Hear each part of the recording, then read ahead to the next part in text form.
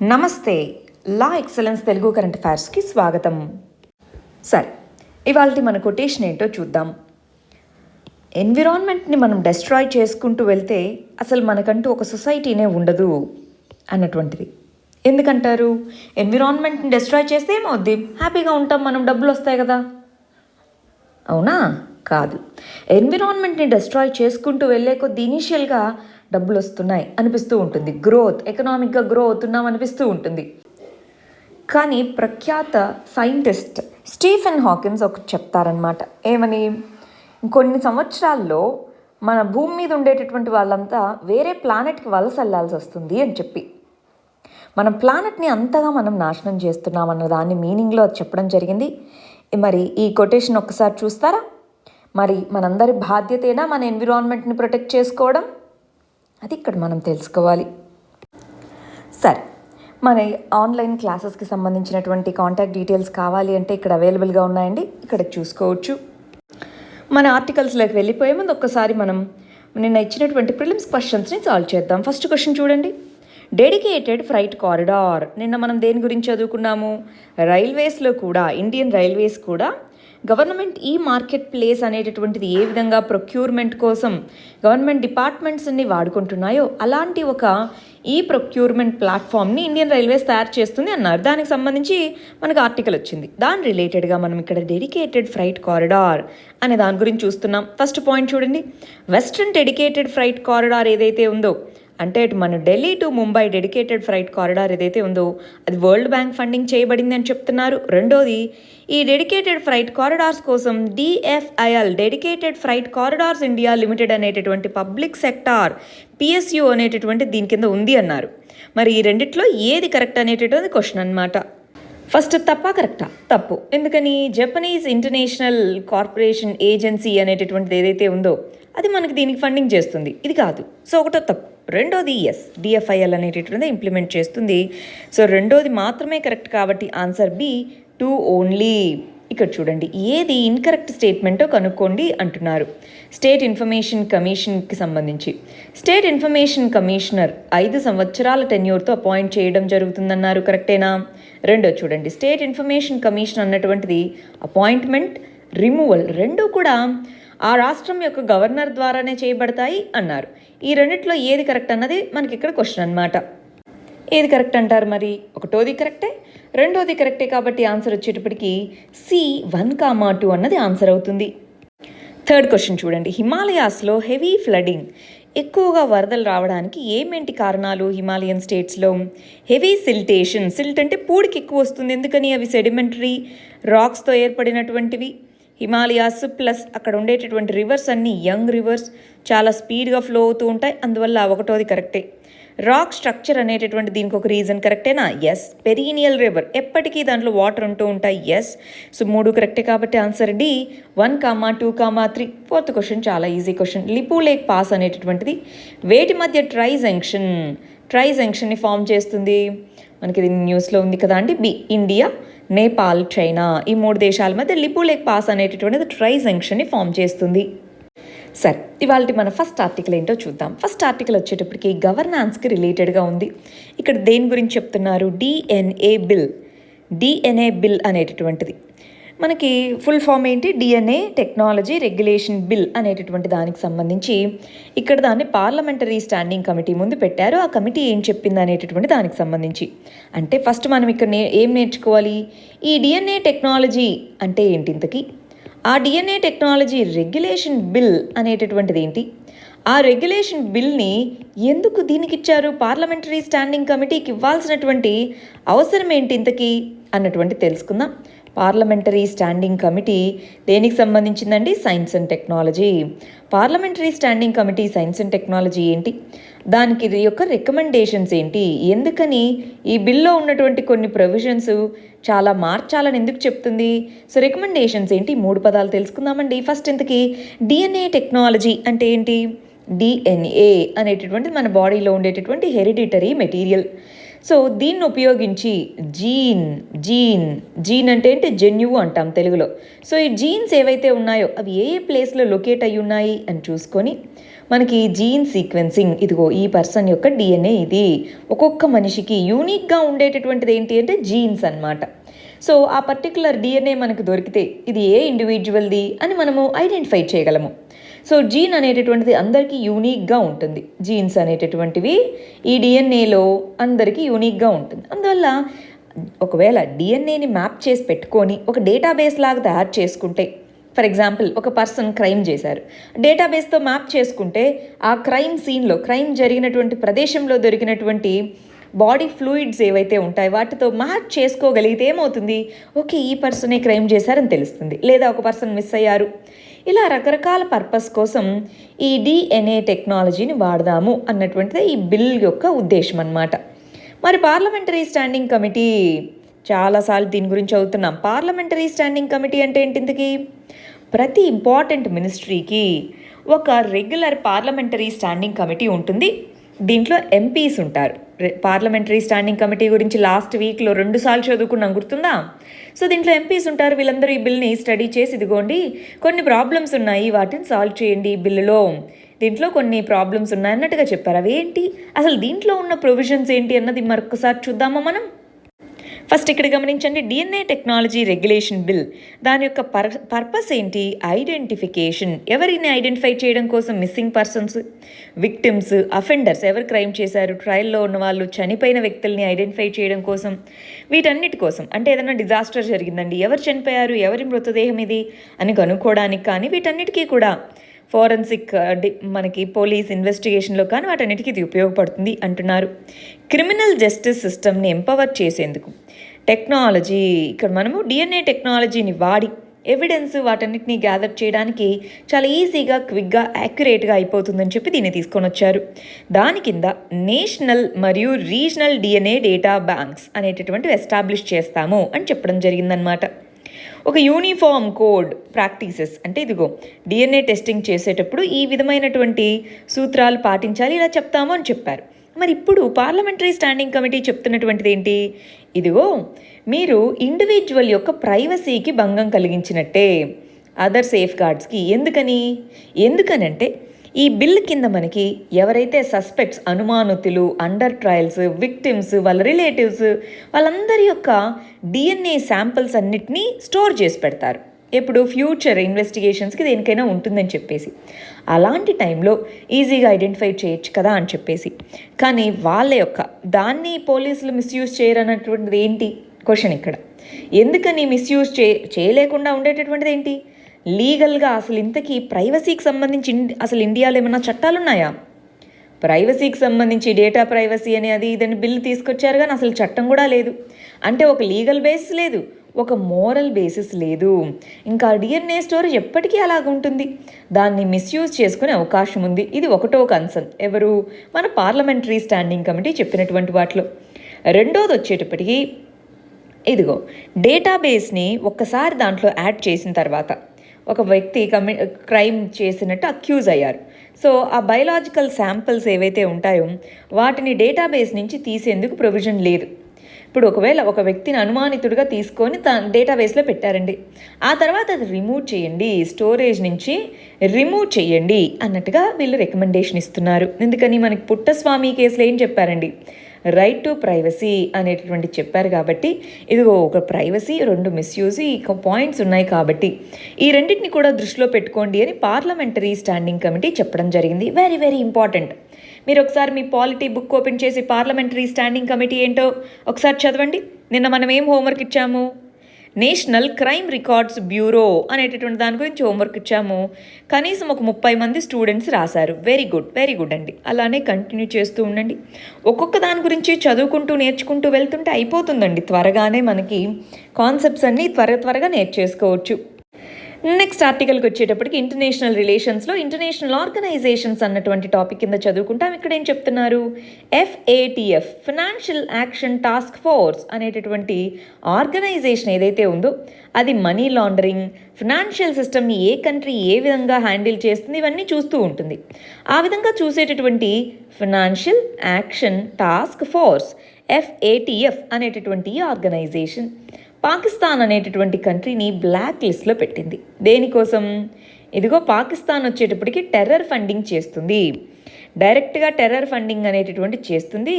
Terror funding జరుగుతుంటే ఆపట్లేదు కూడా. So money laundering అనేటటువంటిది జరుగుతుంది, హవాలా అంటాం తెలుగులో. సో ఈ విధంగా టెర్రర్ యాక్టివిటీకి, మనీ లాండరింగ్కి, రెండిటికి ఫండింగ్ అనేటటువంటిది జరుగుతుంది. కాబట్టి దీని దగ్గర నుంచి వచ్చే ప్రతి ట్రాన్సాక్షన్ని మానిటర్ చేయాలి. అందుకని చెప్పి పాకిస్తాన్ అనే కంట్రీని గ్రే లిస్ట్లో FATF పెట్టింది. గ్రే లిస్ట్ అంటే ప్రతిదీ మానిటర్ అవుతుంది అని. నెక్స్ట్ ఇప్పుడు అదేం చెప్పింది, ఇదిగో నేను గ్రే లిస్ట్లో పెట్టాను, నువ్వు త్వరగా చర్యలు తీసుకో, లేదంటే నేను నిన్ను బ్లాక్ లిస్ట్లో పెడతాను, వేరే వాళ్ళు ఎవరు నీతో ట్రాన్సాక్షన్స్ చేసుకునేదానికి ఉండదు ఇంటర్నేషనల్గా అంది. పాకిస్తాన్ ఇదిగో చూడు నేను ఆ మెషర్స్ తీసుకుంటున్నా, ఈ మెషర్స్ తీసుకుంటున్నా అని చెప్తుంది, కానీ కంప్లీట్గా దానికి తగ్గట్టుగా మెషర్స్ తీసుకోవట్లేదు.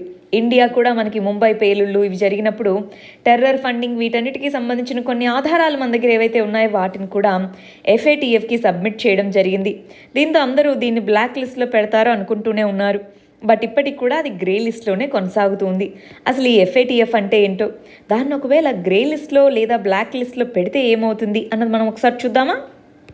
ఫస్ట్ ఇక్కడ చూడండి, FATF అనేటటువంటిది రికమెండేషన్స్ చేస్తూ ఉంటుంది. ఇదిగో మనీ లాండరింగ్కి సంబంధించి ఒక ఇంటర్నేషనల్ స్టాండర్డ్ అనేటటువంటి సెట్ చేశాము.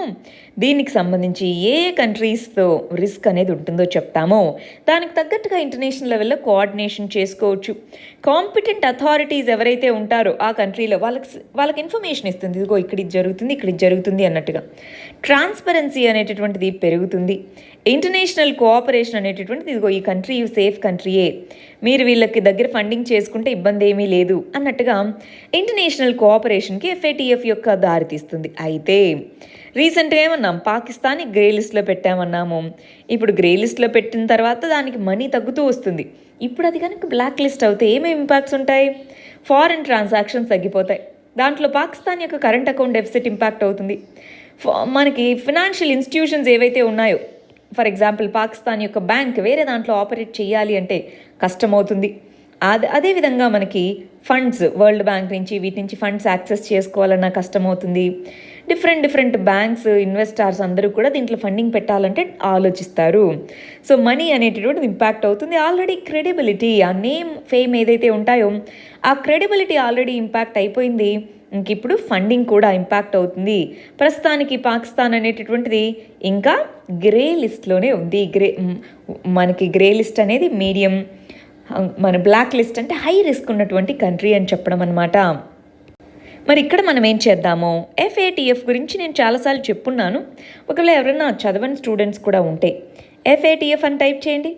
FATFకి సంబంధించినటువంటి ఏమేం కంట్రీస్ ఉన్నాయి, ఇండియా అనేది దీంట్లో మెంబరేనా, పాకిస్తాన్ మెంబరా, అసలు FATFని ఎప్పుడు ఆర్గనైజ్ చేశారు అది ఒకసారి చూస్తారా? FATFని ఎక్కడ స్థాపించారు, దాంట్లో ఉండేటటువంటి ఇంపార్టెంట్ పాయింట్స్ ఏంటి, ఇండియా మెంబరేనా, ఆ 3 పాయింట్స్ చదివి కమెంట్స్లో చెప్పండి. వెరీ వెరీ ఇంపార్టెంట్ అండి ప్రిలిమ్స్ పాయింట్ ఆఫ్ వ్యూలో. నెక్స్ట్ ఆర్టికల్ చూడండి, జమ్మూ అండ్ కాశ్మీర్లో పీపుల్స్ పార్టీస్ అసలు ఏ విధంగా ఉన్నాయి అని చెప్పేటటువంటి దానికి సంబంధించి, పొలిటికల్ సిస్టమ్ ఏ విధంగా ఉంది అనే దానికి సంబంధించి. ఇక్కడ జమ్మూ అండ్ కాశ్మీర్లో ఏమైందండి, కొద్ది రోజులుగా మనకి లాస్ట్ 1 ఇయర్లో మనం కనుక చూస్తే లాస్ట్ ఇయర్ ఆగస్టు 5 నాడు జమ్మూ అండ్ కాశ్మీర్ అనేటటువంటి రాష్ట్రాన్ని 2 యూనియన్ టెరిటరీస్గా చేయడం జరిగింది. ఆ తర్వాత చాలామంది పొలిటికల్ లీడర్స్ ఎవరైతే ఉన్నారో వాళ్ళు అప్పటికి ఇంకా ఇంప్లిమెంటేషన్లో ఉన్నటువంటి పబ్లిక్ సేఫ్టీ యాక్ట్ అనేటటువంటి చట్టాన్ని ఉపయోగించి వాళ్ళందరినీ డీటెయిన్ అంటే ఏంటి, ప్రివెంటివ్ డిటెన్షన్, ముందస్తు జాగ్రత్తగా ప్రివెంటివ్ డిటెన్షన్ కింద వాళ్ళని ఉంచడం జరిగింది. చాలామందిని స్లోగా వాళ్ళని రిలీజ్ చేస్తూ వస్తున్నారనమాట. ఈ టైంలో మరి అక్కడ మెయిన్ స్ట్రీమ్ పొలిటికల్ పార్టీస్ వాళ్ళ యొక్క వాయిస్ని కోల్పోయాయి. వాయిస్ అంటే ఏంటి, అక్కడ 2 రకాలైనటువంటి వర్గాలు ఉన్నాయి జమ్మూ అండ్ కాశ్మీర్లో. ఒకటి, జమ్మూ అండ్ కాశ్మీర్ అనేది సపరేట్ దేశంగా ఉండాలి, సపరేట్ కంట్రీగా ఉండాలి, వీళ్ళని సపరేటిస్ట్స్ అని అంటారు. రెండోది, ఇండియాలోనే ఉంటాము, మాకు ఎక్కువ అటానమీ కావాలి, మిగిలిన స్టేట్స్తో కంపేర్ చేస్తే మాకు ఎక్కువ అటానమీ ఉండాలి అని అడిగేటటువంటి వర్గాలు. మరి దీని కింద కొన్ని పొలిటికల్ పార్టీస్ ఉన్నాయి, దీని కింద ఉన్నాయి, వీటిని బ్యాన్ చేయడం జరిగింది. ఇప్పుడు ఈ అటానమీ కావాలి, మేము ఇండియాలోనే ఉంటాము, ఇండియన్ కాన్స్టిట్యూషన్ పరిధిలోనే వ్యవహరిస్తామని చెప్పేటటువంటి ఏవైతే పొలిటికల్ పార్టీస్ ఉన్నాయో వాళ్ళు చూసారా, మీరు 2 సంవత్సరాల నుంచి ఇలా చెప్పారు, కానీ ఇప్పుడు ఏమైందో చూసారా అని ప్రజలు మమ్మల్ని ప్రశ్నించేటటువంటి అవకాశం ఇచ్చారు అని చెప్తున్నారు. అంటే మెయిన్ స్ట్రీమ్ పొలిటికల్ పార్టీస్కి అసలు ఇప్పుడు ఏం చేయాలి ఏంటి అన్నటువంటిది సరిగా తోచట్లేదు. ఇలాంటి కంటెక్స్లో ఎప్పుడైనా గుర్తుంచుకోవాలండి, ఎప్పుడైనా సరే పొలిటికల్ యాక్టివిటీ అనేటటువంటిది లెజిటిమేట్గా ఉన్నప్పుడు, పొలిటికల్ యాక్టివిటీ అన్నటువంటిది పీపుల్ యొక్క ఉద్దేశాలతో ఉన్నప్పుడు, అప్పుడు అది నిజమైనటువంటి డెమోక్రసీకి symbol. So mainstream political parties ఏవైతే ఉన్నాయో అవి మళ్ళీ వాటి యొక్క గ్రౌండ్ని గెయిన్ చేసుకోవడానికి జమ్మూ అండ్ కాశ్మీర్లో మనకి మరి ఆ విధంగా చర్యలు చేపట్టాలి. ఇక్కడ చూడండి, ఫరూక్ అబ్దుల్లా యొక్క ఇంటర్వ్యూ అన్నమాట. ఫరూక్ అబ్దుల్లా ఇంతకెవరు? మనకి అబ్దుల్లా అనేటటువంటి పర్సన్ ఎవరైతే ఉన్నారో, అబ్దుల్లా అనేటటువంటి పర్సన్ వచ్చేటప్పటికి ఇండిపెండెన్స్ టైంలో ఈ టైంలో యాక్టివ్గా ఉన్నారు. ఆ తర్వాత ఇండిపెండెన్స్ వచ్చిన తర్వాత జమ్మూ కాశ్మీర్ యొక్క ఫినాన్స్ మినిస్టర్, అప్పట్లో ఫినాన్స్ మినిస్టర్ అనేవాళ్ళు సపరేట్గా ఉండేది వాళ్ళకి. ఆ తర్వాత ఇప్పుడు చీఫ్ మినిస్టర్ అయింది. ఈ అబ్దుల్లా అనేటటువంటి పర్సన్ యొక్క సన్ అన్నమాట ఫరూక్ అబ్దుల్లా. వీళ్ళ సన్నే ఒమర్ అబ్దుల్లా, అతను కూడా ఎక్స్ చీఫ్ మినిస్టర్ అనమాట జమ్మూ అండ్ కాశ్మీర్కి. సో వీళ్ళు ఏం చెప్తున్నారంటే, పీపుల్ ఎవరైతే ఢిల్లీ నుంచి అంటే ఇక్కడ సెంట్రల్ గవర్నమెంట్ అనేటటువంటిది కాన్స్టిట్యూషన్ బద్ధంగా వెళ్ళట్లేదు అన్నట్టుగా చెప్తున్నారు. ఎందుకని ఈ స్టేట్మెంట్ ఇవ్వాల్సి వచ్చింది? ఇదిగో ఇప్పుడు మాకు ఉండేటటువంటి స్టేట్ని తీసేసి 2 యూనియన్ టెరిటరీస్గా పెట్టారు. పీపుల్కి ఇష్టం లేకున్నా కూడా పెట్టారు. ప్లస్ అక్కడ ఇంతకుముందే ఎన్నో రకాలైనటువంటి కన్వెన్షన్స్, డిక్లరేషన్స్ జరిగాయి. ఆ డిక్లరేషన్స్ ఏవైతే ఉన్నాయో అవన్నీ కూడా ఏమీ పాటించకుండా యూనిలేటరల్ ఏకపక్షమైనటువంటి నిర్ణయాలు తీసుకోవడం జరిగింది. సో అందువల్ల ఇప్పుడు మెయిన్ స్ట్రీమ్ పొలిటికల్ పార్టీస్ ఉన్నాయి, నేషనల్ కాన్ఫరెన్స్, పీడీపీ, ఇవి టెర్రరిస్ట్ పార్టీలని, సపరేటిస్ట్ పార్టీలని మనం గుర్తించట్లా. అర్థమవుతుందా? గవర్నమెంట్ లీగల్గా గుర్తించిన మెయిన్ స్ట్రీమ్ పార్టీస్కి కూడా ఇప్పుడు ప్రజల్లో వాయిస్ అనేది పోయింది కదా, అది ఇక్కడ వీళ్ళు చెప్తున్నటువంటిది అనమాట.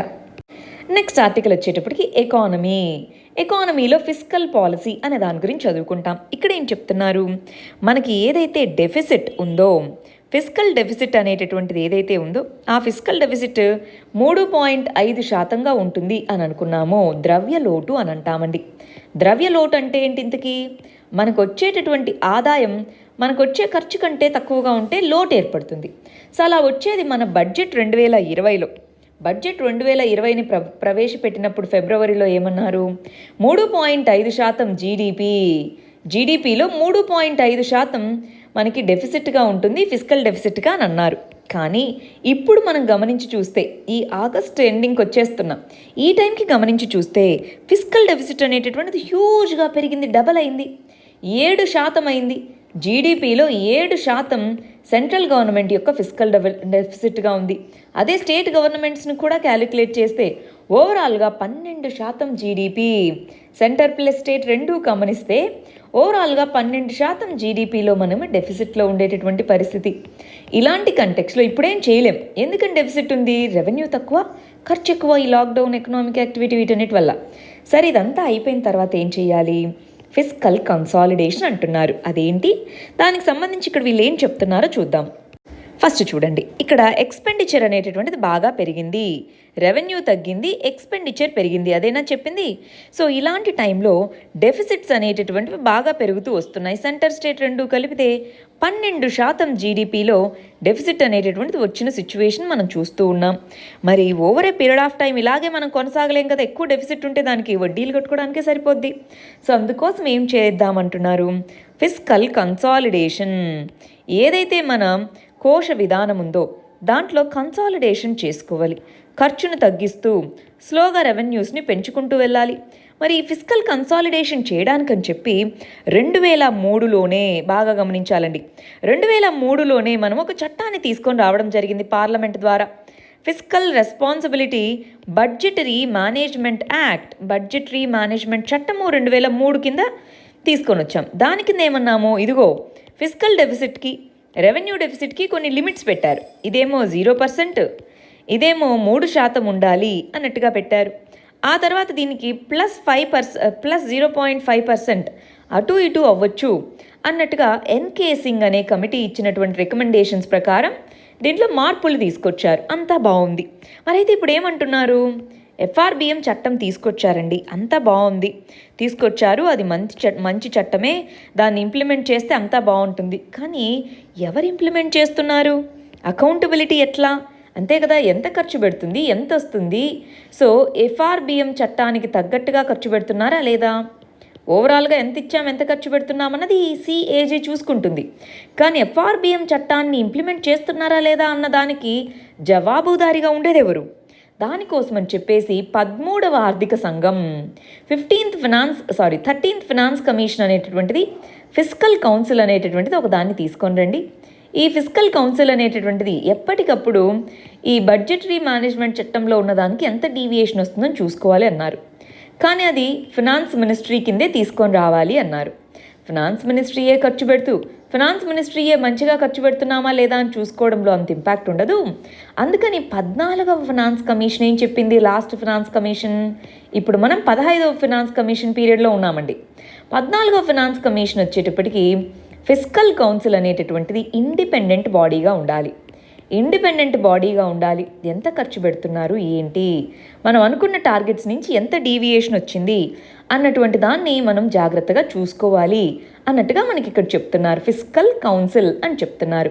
మరి దీనికి సంబంధించి ఇండిపెండెంట్గా ఉంటేనే మనము ఆ ట్రాన్స్పరెన్సీని కానీ ఆ అకౌంటబిలిటీని కానీ మెయింటైన్ చేయగలము. ట్రాన్స్పరెన్సీ, అకౌంటబిలిటీ అనేటటువంటిది ఇండిపెండెంట్ ఫిస్కల్ కౌన్సిల్ అనేటటువంటిది ఉండాలి. దాన్ని మెయింటైన్ చేసే విధంగా చూసుకోవాలి. అది ఇక్కడ చెప్తున్నటువంటి ఆర్టికల్. ఇంకా ఏవేవో డీటెయిల్స్ చెప్తున్నారు, దీన్ని ఇంకా ఇంప్లిమెంట్ చేయలేదు. ఇది జస్ట్ ఒక సజెషన్ మాత్రమే కాబట్టి ఒక ఓవర్వ్యూ చూసుకుంటే సరిపోతుంది. నెక్స్ట్ ఆర్టికల్ వచ్చేటప్పటికి సోషల్ జస్టిస్ అన్న దాని కింద చదువుకుంటాం. ఇక్కడ హెల్త్ కేర్ సెక్టార్ అన్న దాని కింద ఇక్కడ ఏం చెప్తున్నారు? హెల్త్ కేర్ సెక్టార్లో ఏదైతే నెగ్లెక్ట్ అనేటటువంటిది ఉందో, మనం నెగ్లెక్ట్ చేసుకుంటూ వచ్చామో దాన్ని తీసేసేయాలి, ఒక రిఫర్మేషన్ అనేటటువంటి తీసుకొని రావాలి అన్నట్టుగా చెప్తున్నారు.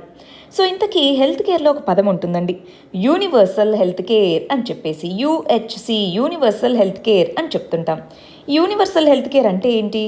అసలు ఏ విధంగా రిఫార్మ్ తీసుకొని రావాలి హెల్త్ కేర్ సెక్టార్లో? ఇంతకీ గవర్నమెంట్ ఏమైనా మెజర్స్ ఇంతకుముందే తీసుకుందా? ఫర్దర్గా ఏం చేద్దాం? గవర్నమెంట్ మెజర్స్ ఏంటి?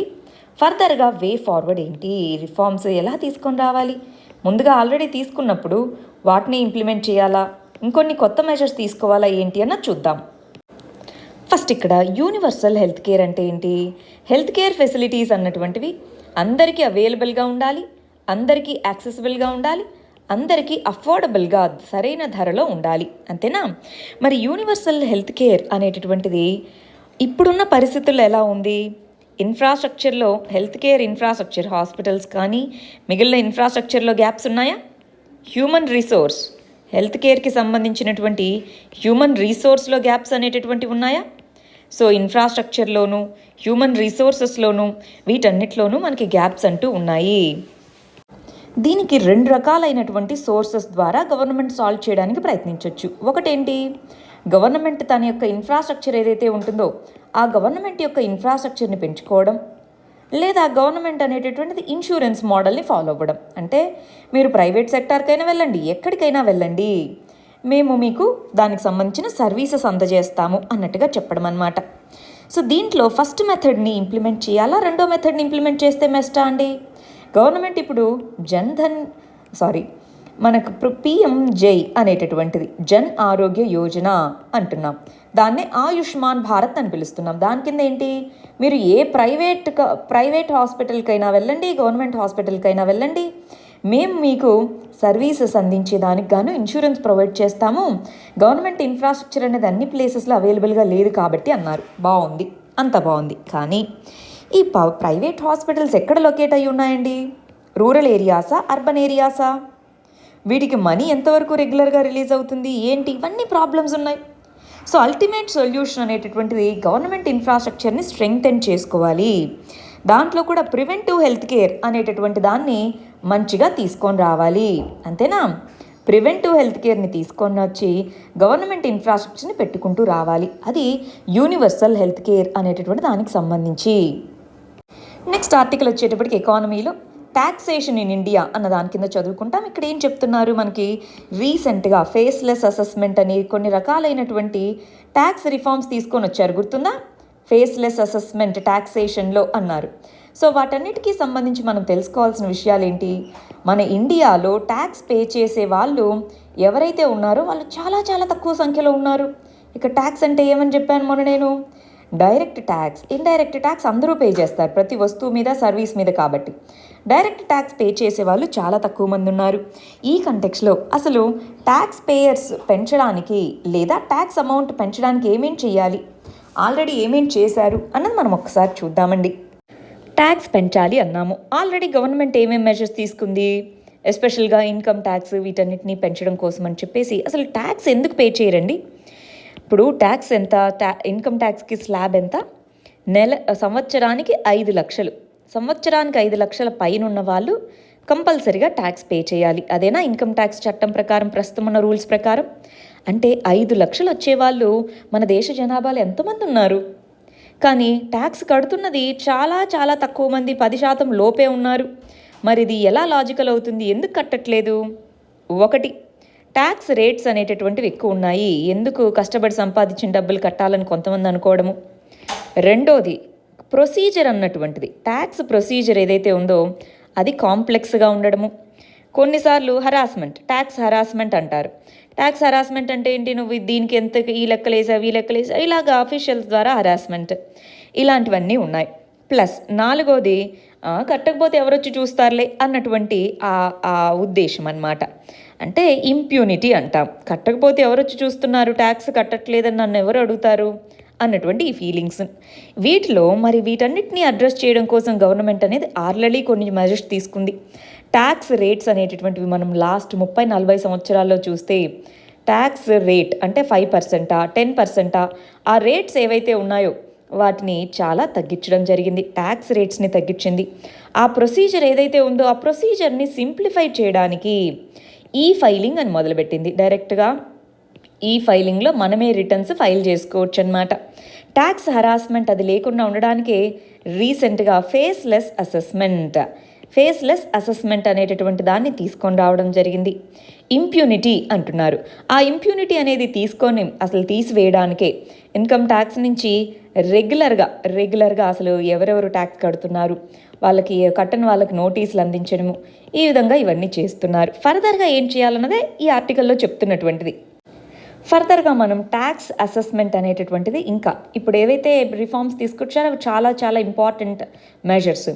వీటిని ఇంప్లిమెంటేషన్లోనే ఉందండి. అన్నీ కూడా ఇండియాలో చట్టాలు చాలా ఉన్నాయి, దాని ఇంప్లిమెంటేషన్లోనే మొత్తం ఉంది. ఆ ఇంప్లిమెంటేషన్ ప్రాసెస్ అన్నది పర్టికులర్గా నీట్గా చేసుకోగలగాలి.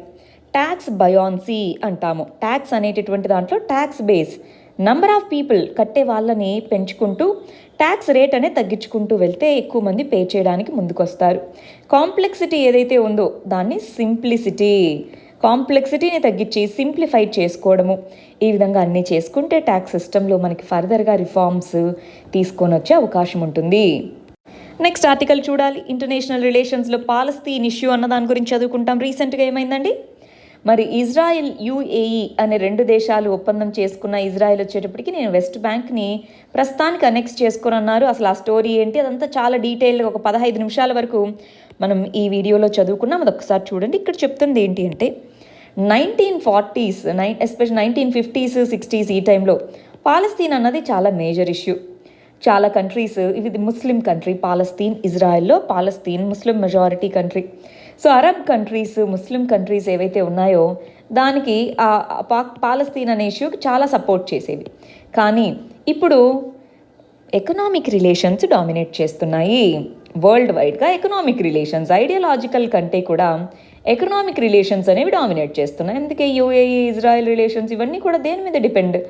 ఎకనామిక్ రిలేషన్స్ డామినేట్ చేయడంతో ఇప్పుడు ఇండియా కూడా చూడండి 1990 వరకు స్ట్రాంగ్గా మన స్టాండ్ ఏంటి? ఇండియా స్టాండ్ ఏంటి? Israel, Palestine. ఇజ్రాయెల్ని మనం అసలు గుర్తించాల 1990s వరకు కూడా. సో ఇలాంటి కంటెక్స్లో మనం కూడా ఇజ్రాయెల్ ఎందుకు మన ఫ్రెండ్ అంటున్నాం? మనకి ఆయుధాలు, వెపన్స్కి ఇంపార్టెంట్, ఎకానమీకి ఇంపార్టెంట్, అందుకని. సో అన్ని కంట్రీస్ కూడా అలానే అయింది. ఫుట్ నోట్ అంటే దాని యొక్క ఇంపార్టెన్స్, ప్రామినెన్స్ చాలా తగ్గింది అన్నట్టుగా చెప్తున్నాము. నెక్స్ట్ ఆర్టికల్ సెక్యూరిటీ ఇష్యూస్ కింద చదువుకుంటాం. డిఫెన్స్ రిలేటెడ్ ఇష్యూస్ కింద రీసెంట్గా మీరు గమనిస్తున్నారా? డిఫెన్స్కి సంబంధించి మనకి చాలా చాలా రిఫార్మ్స్ అనేటటువంటివి చేస్తూ ఉన్నాము. డిఫెన్స్ రిఫార్మ్స్ అని అంటున్నాము. ఈ డిఫెన్స్ రిఫార్మ్స్కి సంబంధించి మనకి ఏ ఏ విషయాలు ఉన్నాయండి? డిఫెన్స్కి సంబంధించి defence procurement policy, export and production policy, ఇట్లా ఎన్నో రకాలైన పాలసీస్ చేశారా లేదా? దాంతోపాటు గవర్నమెంట్ 101 ఐటమ్స్ ఏవైతే ఉన్నాయో వాటిని విదేశాల నుంచి ఇంపోర్ట్ చేసుకోకూడదు అని చెప్పింది, అవునా? నెగిటివ్ లిస్ట్లో పెట్టారు. నెగిటివ్ లిస్ట్ అంటే ఏంటి? వాటిని ఎట్టి పరిస్థితుల్లోనూ విదేశాల నుంచి ఇంపోర్ట్ చేసుకోకూడదు. ఇప్పుడు గవర్నమెంట్ ఏం చేసిందంటే 108 డిఫెన్స్ ఐటమ్స్ ఏవైతే ఉంటాయో ఇదిగో వీటిని మీరు ప్రయారిటీ బేసిస్లో ఇండియాలో ప్రొడ్యూస్ చేయండి. డొమెస్టిక్ కంపెనీస్ రీసెర్చ్ చేసి డిజైన్ చేసి డెవలప్ చేయాల్సినటువంటి 108 ఏవైతే డిఫెన్స్ ఐటమ్స్ని డొమెస్టిక్ కంపెనీస్ నుంచే మేము కొనుక్కుంటాము అన్నట్టుగా చెప్పడం జరిగింది. ఇదొక ఇంపార్టెంట్ స్టెప్. దేనికి సంబంధించి? డిఫెన్స్ ఇండిజనైజేషన్, డిఫెన్స్ టెక్నాలజీలో స్వదేశీ పరిజ్ఞానాన్ని ఇండిజనైజేషన్ని పెంచుకోవడంలో అదొక ఇంపార్టెంట్ స్టెప్గా మనము చెప్పచ్చు అనమాట. మనం ఇంతకుముందు చదువుకున్నాం, అక్కడే వెళ్ళి రాసుకోండి నోట్స్లో. సో వీటన్నిటిని ఒకటే చోట రాసుకుంటూ రావాలి. నెక్స్ట్ ఆర్టికల్ చూడండి. సోషల్ జస్టిస్ కింద చదువుకుంటాం. వల్నరబుల్ సెక్షన్స్ అన్న దాని కింద చదువుకుంటాం. ఇక్కడ ఏం చెప్తున్నారు? PVTG, particularly vulnerable tribal groups అనేటటువంటి గ్రూప్స్ ఉన్నాయి. ఈ పర్టికులర్లీ వల్నరబుల్ ట్రైబల్ గ్రూప్స్లో ఒడిస్సాలో ఎక్కువ టైప్ ఆఫ్ ట్రైబ్స్, ఎక్కువ నంబర్ ఆఫ్ ట్రైబ్స్ ఒడిస్సాలో పీవీటీజీకి సంబంధించిన వాళ్ళు ఉన్నారు. వాళ్ళలో ఒక ట్రైబ్ బోండా అనే ట్రైబ్ ఒడిస్సాలో ఉండేటటువంటి పర్టికులర్లీ వల్నరబుల్ ట్రైబ్. అంటే ట్రైబల్ గ్రూప్స్లో చాలా తక్కువ పాపులేషన్ ఉండడము, చాలా అంతరించిపోతున్న లెవెల్లో అనమాట. చాలా తక్కువ పాపులేషన్ ఉండడము, ప్రిమిటివ్ అంటే చాలా basic level economic activity, primitive economy ఉండడము, ఇలాంటి ట్రైబల్ గ్రూప్స్ని పీవీటీజీ గ్రూప్స్గా కేటగరైజ్ చేయడం జరిగింది. వాటిలలో ఇక్కడ వీళ్ళు హిల్లీ ప్రదేశాల్లో చాలా సెక్లూడెడ్గా ఉంటారు జనరలీ. బట్ ఇక్కడ కూడా కోవిడ్-19 వ్యాప్తించింది అని చెప్తున్నారు. వ్యాప్తిస్తే ఏంటి? మిగిలిన వాళ్ళకి వచ్చినట్టే వస్తుంది. అయితే ఏంటి అంటే హాస్పిటల్ సర్వీసెస్ అనేటటువంటివి ప్రాపర్గా రిమోట్ రీజియన్స్ కాబట్టి హాస్పిటల్ సర్వీసెస్ కానీ హెల్త్ కేర్ సర్వీసెస్ కానీ యాక్సెసిబుల్గా లేవు. దానివల్ల ఎక్కువ నష్టం జరిగే అవకాశం ఉంది. ప్లస్ పాపులేషన్ తక్కువ, కొంతమంది ఉన్నారు, వాళ్ళు అంతరించిపోతే ఆ ట్రైబ్, దానికి ఉన్న కల్చర్ ఇవంతా అంతరించిపోయే ప్రమాదం ఉంది. అందువల్ల ఇది మనం చదువుకోవాలి. ఇక్కడ బోండా అనేటటువంటి tribe particularly vulnerable tribal group అని చదువుకోవాలి. అది ఒడిస్సాలో ఉంది అని మనం చదువుకోవాలి. ఇవాళ మన లాస్ట్ ఆర్టికల్ చూడండి. నాబార్డ్ అనేటటువంటిది ఏదైతే ఉందో అది ఎన్బిఎఫ్సిస్ని, ఎంఎఫ్ఐస్, మైక్రో ఫైనాన్స్ ఇన్స్టిట్యూషన్స్కి, ఆ రెండిటికి మనీ అందజేస్తాను రూరల్ ఏరియాస్లో ఫండింగ్ కోసం అంది. దీన్ని ఎకానమీలో రూరల్ ఏరియా అని అంటాం. నాబార్డ్ అంటే ఏంటంటే ఇక్కడ నాబార్డ్ అనేటటువంటి బ్యాంక్ యొక్క ప్రైమరీ ఎయిమ్ ఏంటి? National bank for agriculture and rural development అని అంటున్నాం. ఈ నాబార్డ్ అనేటటువంటి బ్యాంక్ ఏదైతే ఉందో దీని కింద ఏమవుతుంది? ఇది రూరల్ ఏరియాస్లో ఓన్లీ అగ్రికల్చర్కే కాదండి, రూరల్ ఇండస్ట్రీస్ వీటికి కూడా దీని నుంచి డైరెక్ట్గా డబ్బులు రాదు. ఇది బ్యాంక్స్కి డబ్బులు ఇస్తుంది. ఈ బ్యాంక్స్ ఏదైతే నాబార్డు ఇచ్చినటువంటి డబ్బులు ఉన్నాయో, మనీ ఉందో, దాన్ని తీసుకొని ఫార్మర్స్కి లేదా రూరల్ ఎంటర్ప్రెన్యూర్స్కి వీళ్ళకి డబ్బులు ఇస్తూ ఉంటుందన్నమాట. మరి ఇప్పుడు ఈ నాబార్డ్ ఏమంటుందంటే కోవిడ్-19 టైంలో ఆల్రెడీ రూరల్ ఏరియాస్లో గ్రోత్ని రివైవ్ చేయడానికి అని చెప్పేసి ఎంజీఎన్ఆర్ఈజీఎస్ లాంటి స్కీమ్స్ని ఇంప్లిమెంట్ చేస్తున్నారు. కానీ అవి సరిపోయినంత సంఖ్యలో మనకి లేవు కాబట్టి వీటిని మనం ఏం చేద్దాం అనుకుంటున్నాము? దీని నుంచి ఎంఎఫ్ఐస్, మైక్రో ఫైనాన్స్ ఇన్స్టిట్యూషన్స్ మరియు NBFCs, non banking financial corporations ఏవైతే ఉన్నాయో వీటికి లోన్స్ ఇస్తాను. వీటి నుంచి రూరల్ ఏరియాస్కి లోన్స్ వెళ్తాయి. అలాగైనా సరే డిమాండ్ రివైవల్ జరుగుతుంది అన్నట్టుగా నాబార్డ్ అనౌన్స్ చేయడం జరిగింది. దాంట్లో ఈ పర్టికులర్ పేరు గుర్తుపెట్టుకోవాలండి. ఇదిగోండి, structured finance and partial guarantee programme అనేటటువంటి ఒక డెడికేటెడ్ ప్రోగ్రామ్ని నాబార్డ్ అనేది తీసుకొని వచ్చి దాని ద్వారా ఏం చేస్తుంది? ఇదిగో మీకు నేను డబ్బులు ఇస్తున్నా, మీరు ఏం భయపడొద్దు వాళ్ళు ఇస్తారా ఇవ్వరా అని. వాళ్ళు ఇవ్వకపోయినా సరే నేను గ్యారంటీగా ఉంటాను అన్నట్టుగా చెప్తూ 2,500 కోట్ల రూపాయల ఫండింగ్ అనేటటువంటిది ఈ ఎంఎఫ్ఐస్, మైక్రో ఫైనాన్స్ ఇన్స్టిట్యూషన్స్కి, ఎన్బిఎఫ్సిస్కి ఇస్తానన్నట్టుగా చెప్పడం జరిగిందనమాట. సరే, మన వాళ్ళు నిన్న ఇచ్చినటువంటి మెయిన్స్ క్వశ్చన్కి ఆన్సర్స్ ఎలా రాశారో చూద్దామండి. ఇక్కడ ఒక చిన్న విషయం అండి, చాలామంది రాస్తున్నారు ఆన్సర్స్. నేను ఒక 4 నుంచి 5 మంది ఆన్సర్సే ర్యాండమ్గా సెలెక్ట్ చేసుకుంటున్నాను. ఎలా సెలెక్ట్ చేసుకుంటున్నాను అన్నది ఒక క్రైటీరియా ఏం పెట్టుకోలేదు. జనరల్గా ఏవి కనిపిస్తుంటే వాటిని చూస్తూ వెళ్తున్నాను అనమాట. మిగిలిన వాళ్ళు ఎవరైతే ఉన్నారో మా ఆన్సర్సే కరెక్ట్ చేయలేదని మీరు ఫీల్ అవ్వద్దు, చాలామంది ఆన్సర్స్ కరెక్ట్ చేయట్లేదు. సో మనం ఏవైతే ఈ 4 ఆన్సర్స్ కరెక్షన్ చేస్తున్నామో వాటిని బేసిస్లో పెట్టుకొని మీరు మీ ఆన్సర్స్ని ఎవాల్యుయేట్ చేసుకోండి. సోషల్ డిస్టాన్సింగ్, మెడికల్ డిస్టాన్సింగ్ అనేటటువంటివి ఇండియాలో ఫిజికల్ డిస్టాన్సింగ్ కంటే ఎక్కువ ప్రాక్టీస్ చేస్తున్నారన్నారు. అంటే ఇదొక ప్రాబ్లం. సోషల్ డిస్టాన్సింగ్ అంటే ఏంటి? సోషల్ డిస్టాన్సింగ్ అంటే కమ్యూనిటీ అనేటటువంటివి, కమ్యూనిటీ మధ్య, లేదా ఒక ఫ్యామిలీ కరోనా వచ్చింది వాళ్ళని దూరంగా పెట్టడము. ఇప్పుడు మనిషికి జబ్బు ఉంటే వాళ్ళకి దగ్గరగా వెళ్తే రోగం వస్తుందని, అంతేకాదు వాళ్ళని డిస్క్రిమినేట్ చేయమని చెప్పలేదు కదా. మెడికల్ డిస్టాన్సింగ్ అంటే ఒకవేళ అలాంటి సిమ్టమ్స్ కనిపించినా ఫస్ట్ స్టేజ్లోనే హాస్పిటల్స్కి వెళ్ళకపోవడము, మెడికల్ అసిస్టెన్స్ తీసుకోకపోవడం, అది మెడికల్ డిస్టాన్సింగ్. ఇవి 2 ఎక్కువ అవుతున్నాయి. ఫిజికల్ డిస్టాన్సింగ్ ఏవైతే ఇంత దూరం పాటించాలన్నారు దానికంటే అంటున్నారు. చూడండి ఇక్కడ అసలు ఆ 2 ఏంటో రాయండి ఒకసారి. సోషల్ డిస్టాన్సింగ్, మెడికల్ డిస్టాన్సింగ్ పదాలను రాయండి. కారణాలు ఏంటి, ఎందుకు అని రాశారు, ఏమేం పాటించాలి అన్నట్టుగా రాశారనమాట. Right, good. ఇక్కడ ఈ రెండింటిని డిఫైన్ చేస్తే ఇంకొంచెం బాగుంటుంది. ఇక్కడ చూడండి, WHO అనేటటువంటిది సోషల్ డిస్టాన్సింగ్ మెజర్స్ అంది.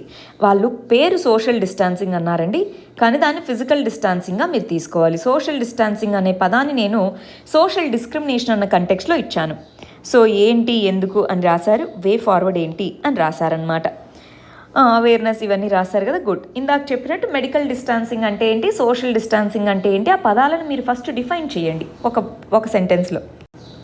ఇక్కడ చూడండి, COVID-19కి సంబంధించి హిస్టారికల్ బ్యాక్గ్రౌండ్, మెడికల్ డిస్టాన్సింగ్ దానికి సంబంధించి ఏమవుతుంది, వే ఫార్వర్డ్ ఏంటి అని రాశారు.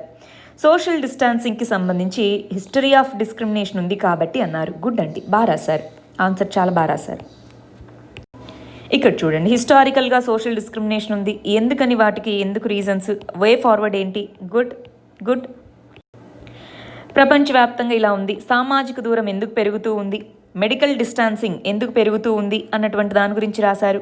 వే ఫార్వర్డ్ ఏంటి అన్నది రాశారు. రైట్, ఒక్కసారి ఇక్కడ కొంచెం ఆ 2 పదాలను డిస్క్రైబ్ చేయండి, బాగుంటుంది.